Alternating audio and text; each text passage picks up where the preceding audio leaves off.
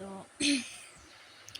অনেক অনেক জ্যাম, রাস্তায় প্রচণ্ড জ্যাম, যেতেই পারছি না, খুব আস্তে আস্তে বের হচ্ছি।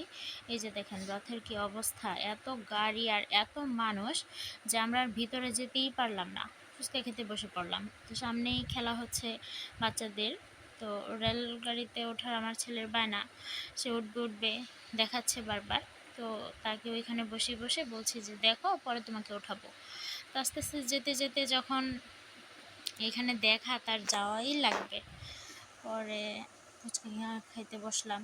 তো ফুচকা খেয়ে তারপর ভাবলাম যে ছেলেকে ওইখানে ঘোরাবো। তো এখানে ফুচকাটাও ভালো ছিল, সবাই ফুচকা খেলাম, কেউ চটপটি খেলো। তো খাওয়ার পর ওই যে আমার ছেলেকে উঠাই দিলাম রেলগাড়িতে। তো আমার ছেলে চড়তেছে, খুব খুশি, তার এই রেলগাড়িতে চড়া খুব ভালো লাগতেছিল। তো আমিও খুব খুশি হলাম, ছেলের খুশি মানেই আমার খুশি। তো আস্তে